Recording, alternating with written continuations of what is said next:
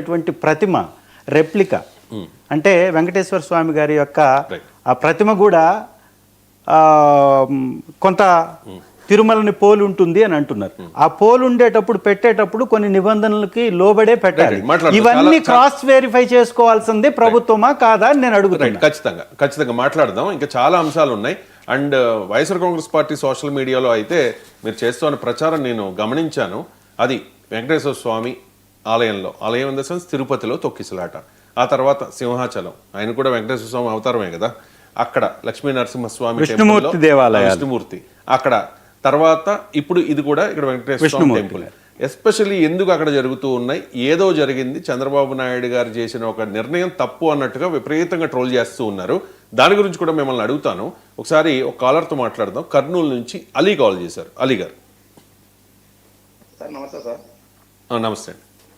అదే ఈ రోజు తొక్కిసలాటలో చెప్పేసి మాట్లాడుతున్నారు కదా, ఈ ఛానల్లో ఉన్నటువంటి వ్యక్తులందరూ కూడా నా యొక్క నమస్కారాలు సార్. నమస్తే, చెప్పండి. అదే తొక్కిసలాట అనేది కొన్ని సందర్భాల్లో జరుగుతుంటుంది. అక్కడ పోయినటువంటి భక్తులు కూడా సమతుల ఆలోచనతో నిదానంగా అన్ని విధాలుగా వెళ్ళాలి. భక్తులు భగవంతుడు ఏ రూపంలో ఉంటాడు అని చెప్పేసి ఎట్టబడిపోవడం వల్ల ఇబ్బందులు జరుగుతున్నాయి. దీనివల్ల ఈ ప్రభుత్వం పైన నిందేది, ప్రతిపక్షంలో ఉన్న మామూలుగా ఉన్న నిందలేదు. ఎందుకంటే అది ఒక మంచి మన భక్తులు కూడా ఆలోచన చేసి పోవాలి. ఎందుకంటే గవర్నమెంట్ ప్రభుత్వాలు ఉండి మన సొంత ఆలోచన తీసుకుని సొంతం చేసుకుంటున్నాం. అటువంటి ఆలోచన తప్పు. కానీ జరుగుతున్న ప్రకృతి అనేది వర్షాలు వస్తుంది, ఎక్కువ ప్రభావం పడుతుంది, జరుగుతుంది.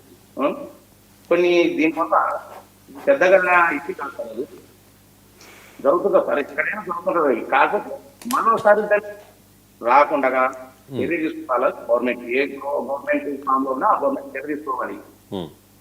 అంటే ఈ రోజు వైసీపీ వాళ్ళు దాన్ని ఎత్తి చూపడం సమస్య అది మంచిది కాదు. లేదు వైసీపీ వాళ్ళు గవర్నమెంట్ ఫామ్ చేసేటప్పుడు టీడీపీ వాళ్ళు చూపడం మంచిది కాదు. ఎందుకంటే ఏ ప్రభుత్వం అయినా ఎవరైనా కొన్ని జరుగుతుంటే అనుకుంటున్నట్టు జరుగుతుంది, కొత్త ప్రభావాలు ఎక్కువైతుంటది. తర్వాత ఇక్కడ దేవతలు అంతెందుకండి, జగన్ గారు హయాంలో ఆయన నంబరాల పైన సర్వేలు చూపించినారు, ఆయన పేరు పెట్టినారు.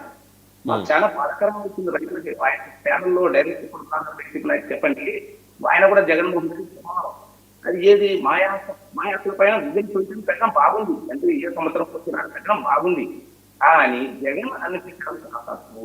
మా పాసుపుల పైన అంటే డైరెక్ట్ చెప్పడం అనుకోవద్దు, దయచేసి అక్కడ అనుకోవద్దు. ఈ విధంగా ఇద్దరు తప్పు. కానీ ఒకసారి ప్రకృతి ప్రారంభంలో వస్తుంటుంది. ఏ పార్టీ పంపి మాట్లాడుతుంది దీనిపైన భక్తులు ఉన్నాయి. రైట్ అండి. ఒకటే ప్రశ్న అడుగుతాను. మీ వాయిస్ అంత క్లారిటీ లేదు కానీ ఒకటే ప్రశ్న అడుగుతా. ఈ 16 నెలల పాలన ఎలా ఉంది గత 5 ఏళ్ల జగన్ పాలనతో కంపేర్ చేస్తే? స్ట్రైట్ గా చెప్పాలి, సింపుల్ గా. జగన్ పరిపాలన కన్నా ఈ పాలన అంతో ఇంతో బాగుంది అని చెప్పేసి నేను చెప్తున్నాను. ఓకే. జగన్ పరిపాలన కానీ ఎక్కడ తప్పు ఉంది, ఎక్కడ ఏం లేదంటే ఆయన చేసింది బటన్ ఉత్తరం ఖర్చు పైన వేసినారు. ఆయన చేయలేదా బటన్ చేసినా చేయడం కాదు. కానీ కొంచెం ఇష్టం వల్ల కంపెనీ మద్యం అయితే అపూటం సార్. నాకు టాకిల్ మాట ఉంది, నేను డైరెక్ట్ చూస్తున్నాను. రైట్ అండి. అలీ గారు, థ్యాంక్ యూ. మీ వాయిస్ చిన్న డిస్టర్బెన్స్ వచ్చింది. ఒక్క నిమిషం మళ్ళీ మీరు కాల్ చేసే ప్రయత్నం చేయండి. ఓకే. అంటే ఈ 16 నెలల పాలన జగన్మోహన్ రెడ్డి అంతకుముందు 2019 to 24 పాలించిన 5 ఏళ్ల పాలన కంటే బెటర్ ఉంది అనేది అలీ గారి అభిప్రాయం. ఇక మెయిన్ టాపిక్ వచ్చేద్దామండి. ఈ జోగి రమేష్ అరెస్ట్ A1 దీని మీద ఒక వివరణ వారికి. ఏది పాలన గురించి అండ్ రెండవది టెంపుల్స్ కి సంబంధించి, తొక్కిసలాట్లకి సంబంధించి అది ఎక్కడో జరిగింది, ప్రభుత్వానికి ఏం సంబంధం అని మాట్లాడేటటువంటి వారికి సూటి ప్రశ్న. గోదావరి పుష్కరాల్లో 13 మంది చనిపోయింది ప్రభుత్వం నిర్వహించినటువంటి కార్యక్రమంలో కాదా? ప్రభుత్వం నిర్వహించిన కార్యక్రమం. మరి అది ప్రభుత్వం బాధ్యత కాదా? వారి ప్రాణాలు పోవడానికి ప్రభుత్వం కారణం కాదా? అది ప్రభుత్వ హత్యలు కాదా? ఒకసారి ఆలోచించుకోండి. పోనీ రాజకీయ వేదికలుగా పెట్టి కందుకూరులో జరిగినటువంటి తొక్కిసలాటలో కావచ్చు, గుంటూరులో జరిగినటువంటి చీరల పంపిణీలో జరిగినటువంటి తొక్కిసలాట కావచ్చు, ఇది చంద్రబాబు నాయుడు గారు డైరెక్ట్గా ఇన్వాల్వ్ అయినటువంటి అంశం కాదా? వారి యొక్క ప్రోగ్రాంలో జరిగినటువంటి తొక్కిసలాట్లో చనిపోవటం కాదా? మరి ఇవి కూడా వారు ఎప్పుడన్నా బాధ్యత తీసుకొని ఆ కుటుంబాలను సందర్శించి పరామర్శించి వారిని ఆర్థికంగా ఆదుకొని వారికి ఇస్తానన్నటువంటి అన్నీ ఇచ్చారా? పోనీ పవన్ కళ్యాణ్ గారు సుగాలి ప్రీతి గారి హత్య కేసులో వారిని చంపినటువంటి వ్యక్తులు ఎవరు? ఆ ఘటన జరిగింది తెలుగుదేశం ప్రభుత్వంలో అయినా అది వైఎస్ఆర్ కాంగ్రెస్ పార్టీకి అంటగట్టేసి సుగాలి ప్రీతి కేసులో ఈయనేమి న్యాయం చేయలేదు, నేను వస్తే నేను మొట్టమొదటిసారి చేస్తానని మొట్టమొదటి కేసుని దాన్నే తీసుకొని సాల్వ్ చేస్తానని ఇవాళ 16 నెలల నుంచి సుగాలి ప్రీతి గారి తల్లిగారు అడుగుతుంటే ఆవిరిని గృహ నిర్బంధం చేసి వాళ్ళ మీద ఆంక్షలు పెట్టి వైఎస్ఆర్ ప్రభుత్వంలో ఇచ్చినటువంటి ఒక్క నిమిషం ఇది చెప్పనివ్వండి సిబిఐ విచారణకు ఆదేశించింది మేము.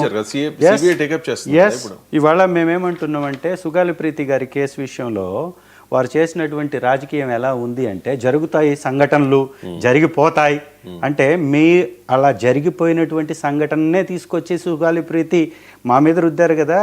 సుగాలి ప్రీతి గారి కేసులో మేమే ముద్దాయిలు, మాకే వైఎస్ఆర్ కాంగ్రెస్ పార్టీకే సంబంధం ఉందన్నట్టుగా అంటగట్టి మాట్లాడారు కదా. మరి తెలుగుదేశం ప్రభుత్వంలో జరిగినటువంటి సంఘటనకి వారికి 5 ఎకరాల భూమి ఇచ్చి డబ్బిచ్చి ఉద్యోగం ఇచ్చి ఆ కుటుంబం యొక్క బాధను అర్థం చేసుకొని ఈ లోకల్ రాజకీయాల్లో లేదా లోకల్ పోలీసులో ఇన్ఫ్లుయెన్స్ అవుతారనే ఉద్దేశంతో సిబిఐ దర్యాప్తు అయితే పారదర్శకంగా ఉంటుంది, రాజకీయాలకు అతీతంగా ఉంటుంది, కేంద్ర వ్యవస్థల్లో దర్యాప్తులో నిగ్గు తేల్చొచ్చు అని సిబిఐకి అప్పచెప్తే దాని మీద మా మీద బురదెందుకు జల్లారయ్యా? అప్పుడు జరుగుతాయి సంఘటనలు, ఇలాగే జరుగుతూ ఉంటాయి. ఇది జగన్ గారికో లేదా వైఎస్ఆర్ కాంగ్రెస్ పార్టీకో సంబంధం లేనటువంటి అంశమైన అప్పుడు ఎందుకనలా? ఇప్పుడు 16 నెలల నుంచి ఆవిడికి మీరు ఏం తేల్చారు, ఏం న్యాయం చేశారు? ఆ రోజు మా ప్రభుత్వం ఇచ్చినటువంటి వాళ్ళకి ఇచ్చిన పొలాన్ని, స్థలాన్ని, ఉద్యోగాన్ని, డబ్బును కూడా మీ ఖాతాలో వేసుకొని మాట్లాడారు కదా. ఇది రాజకీయం.